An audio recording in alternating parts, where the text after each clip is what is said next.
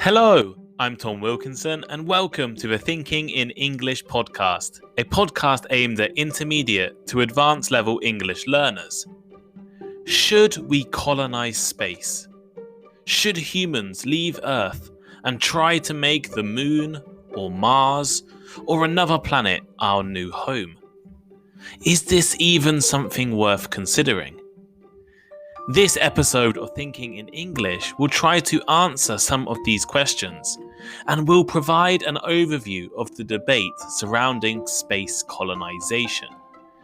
But first, why not follow the Thinking in English Instagram page? Thinking in English podcast, or the link is in the description.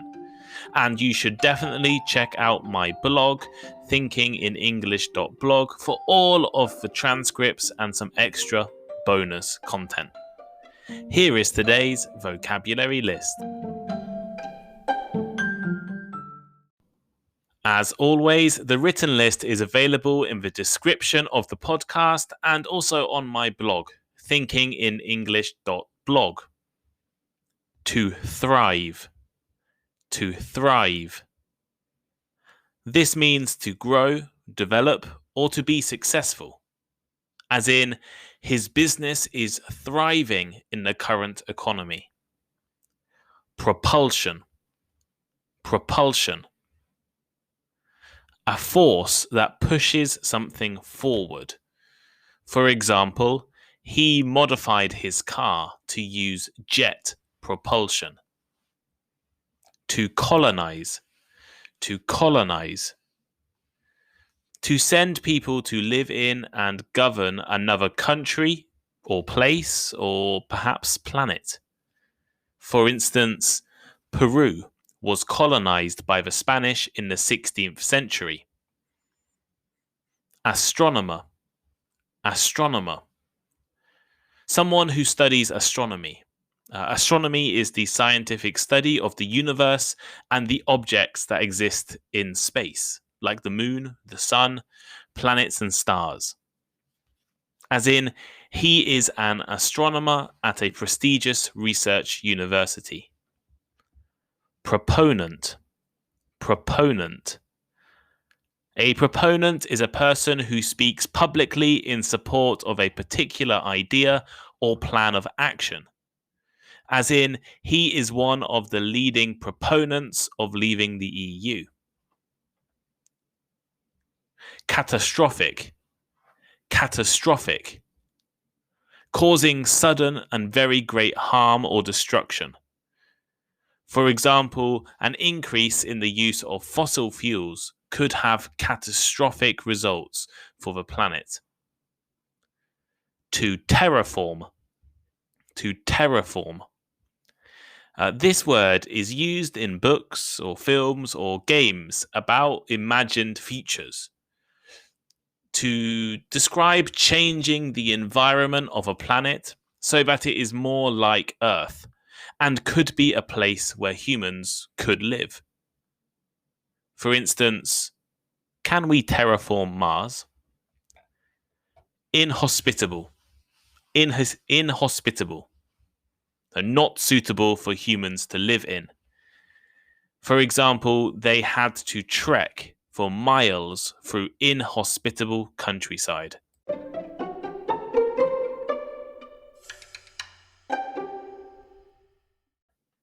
Space colonization was once an idea exclusive to science fiction novels and films. The idea that humans could survive and even thrive away from our planet seemed more like a dream or fantasy than a real possibility.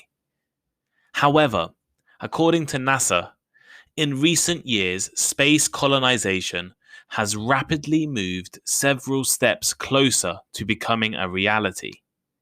Thanks to major advances in rocket propulsion and design, astronautics and astrophysics, robotics and medicine. With climate change and pollution, extreme weather, increasing natural disasters, and the current worldwide pandemic, the number of people discussing and supporting moving to other planets has been increasing. This episode of Thinking in English will first give an overview and history of space colonization. Then I will introduce two different perspectives and some related arguments, some pro space colonization and some against. It will be up to you to listen to my points, to consider both sides of the argument, and then to try to come up with your own conclusion. Basically, you need to think in English. So, should we colonize space? Well, space colonization, space settlement, or extraterrestrial colonization are the terms used to describe some members of our species, so some humans, leaving Earth to move to another planet or moon. This could be either to live permanently or to use the natural resources from the new place to help Earth. No space colonies have been built so far, as it comes with many problems, issues, and challenges. But more and more people are discussing and speaking about this idea. Many arguments have been made for and against space colonization, but we will talk about these later. Humans have been fascinated with the sky for as long as we have records. For example, many of the gods worshipped by ancient civilizations were based on the stars, the planets, and the moons. Despite this, it wasn't until the invention of the telescope, around 500 years ago, that people began to have thoughts about what we could find outside of our planet, what was really out there. At the time, German astronomer Johannes Kepler famously wrote to the Italian astronomer Galileo, "Let us create vessels and sails adjusted to the heavenly ether, and there will be plenty of people unafraid of the empty wastes. In the meantime, we shall prepare for the brave sky travelers, maps of the celestial bodies." This is one of the first times someone had seriously talked about space travel. A few years later, Cyrano de Bergerac was the first person to write fiction about traveling to space in a rocket. It wasn't until the late 19th century and the early 20th century that space fantasies became incredibly popular. Jules Verne's well-known story, From Earth to the Moon, was published in 1865, and a movie adaptation was released in 1902. In the 1950s and 60s, dreams of expanding humanity to other parts of the solar system or universe perhaps reached their climax. Thanks to the space race between the USA and the Soviet Union, people's imaginations were stimulated, and popular culture was heavily influenced. The Russians put the first person, Yuri Gagarin, in space on April 12, 1961, while NASA put the first people, Neil Armstrong and Buzz Aldrin, on the moon in July 1969. Over the next 60 years, space stations have been launched, rovers landed on Mars, and satellites and probes sent to the edge of our solar system. What was once exclusively science fiction seems increasingly possible with these such developments. In 2017, President Trump relaunched America's missions to the moon. At the moment, China, Russia, and the United States have the ability to send people to space, while India is planning to launch its own program in the next few years. Other nations also have space programs, sending probes, rovers, satellites, and other devices to outer space. Since 2020, NASA has been working in collaboration with the private company SpaceX, owned by Elon Musk, to send astronauts to the International Space Station. Elon Musk has been one of the biggest proponents of space travel, space colonization, and space tourism. Richard Branson's Virgin Galactic and Jeff Bezos's Blue Origin have generated similar excitement. The International Space Station has been continuously occupied by groups of 6 astronauts since November 2000. In total, 243 astronauts from 19 different countries have spent time living in space, usually for a period of around 6 months. On the old Russian space station, Mir, Russian cosmonauts have spent longer than a year away from our planet.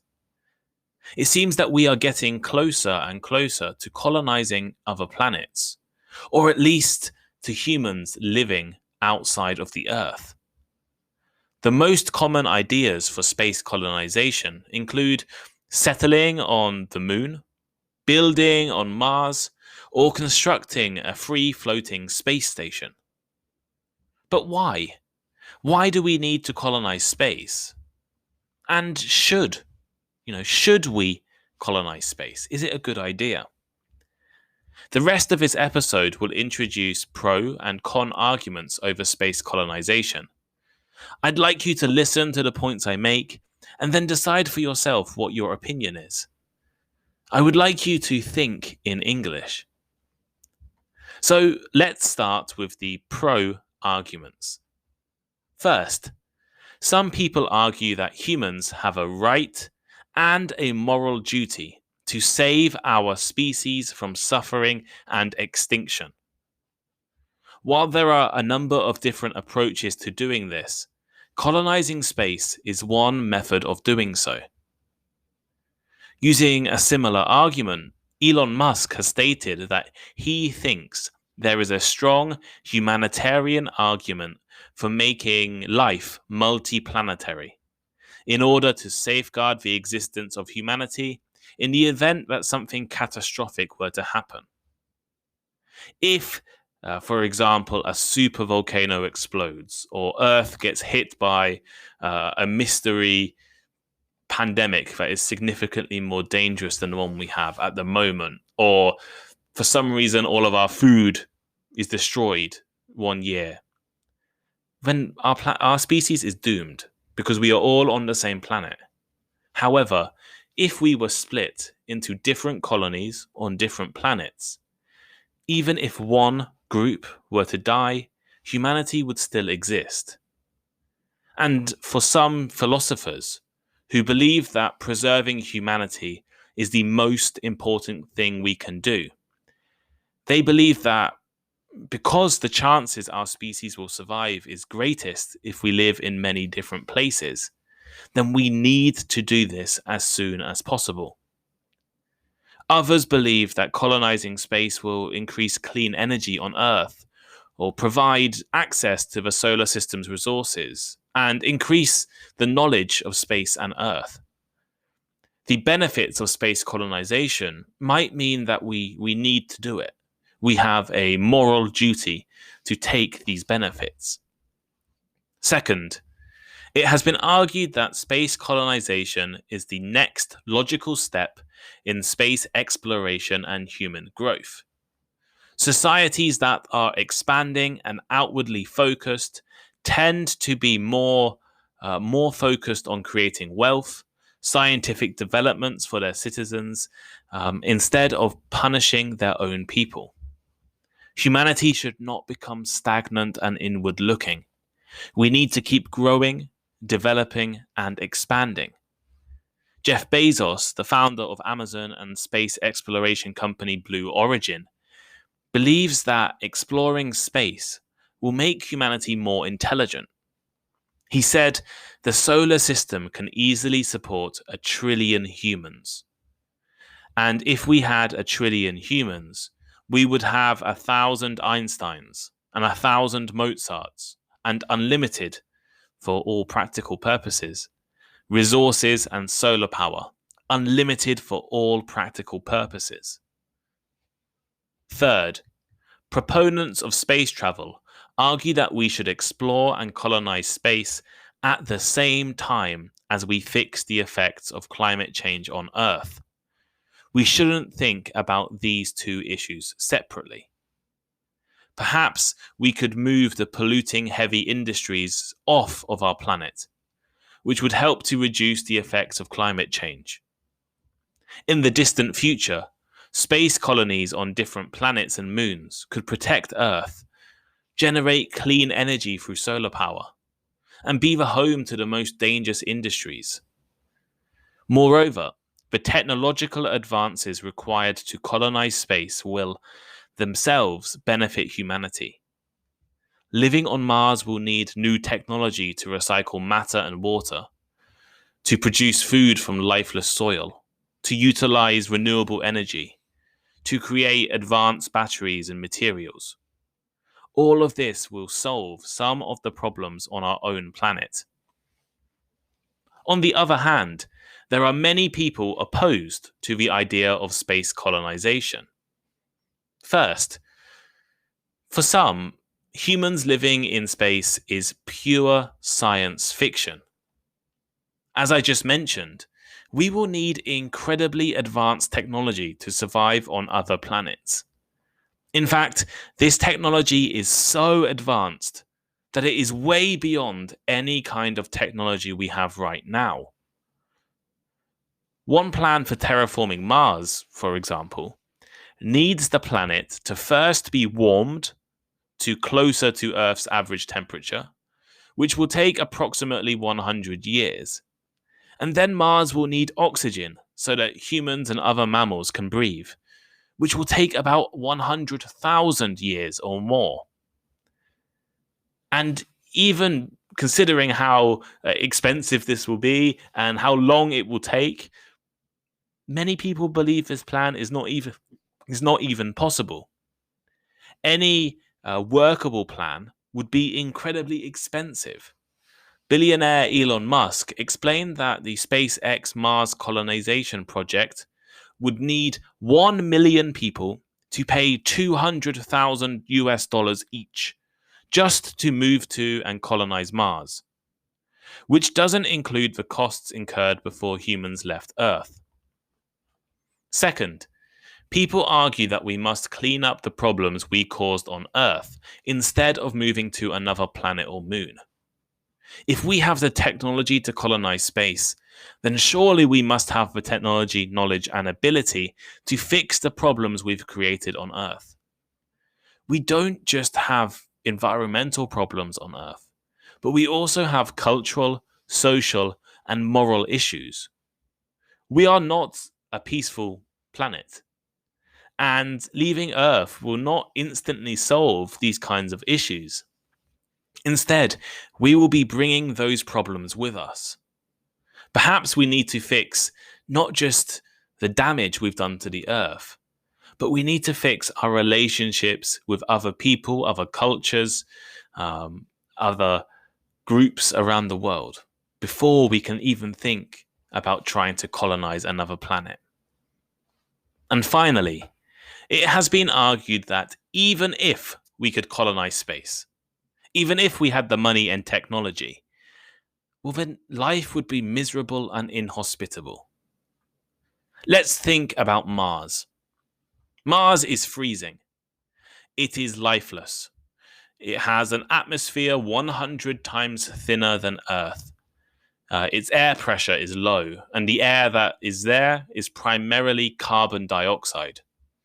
Heat cannot be retained on the surface, and dust on the planet is made of silica, which is sharp like glass and will cause damage if breathed, and it will damage equipment. There are also higher levels of radiation. Due to the climate and radiation, we would need to deal with lots of new illnesses. Cancer, radiation illnesses, reproductive problems, muscle weakness, bone loss, skin burns, heart and lung diseases, depression, boredom, an inability to concentrate, high blood pressure, immune disorders, metabolic disorders, visual disorders, balance problems, structural changes in the brain, nausea, dizziness, weakness, cognitive decline, and altered gene function, among others. Even if we could live on another planet, do we really want to? Here is today's final thought. This episode of Thinking in English has explored the question, should we colonize space? On one side of the argument, it has been suggested that we need to leave Earth to save our species, to help solve all of the problems on our own planet, and because it is the next logical step for humanity. On the other hand, others have argued that it is impossible. Even if it is possible, life in space would be terrible, and that we should be concentrating on fixing our own problems first. What do you think? Should humans colonize space? If humans were to colonize space, where do you think would be the best place? Mars, the moon, somewhere else? And what should we do there? Should we colonize space to live, or for industry, or for something else? How would Earth change if we did decide to colonize space? And if you were given the choice, would you leave Earth?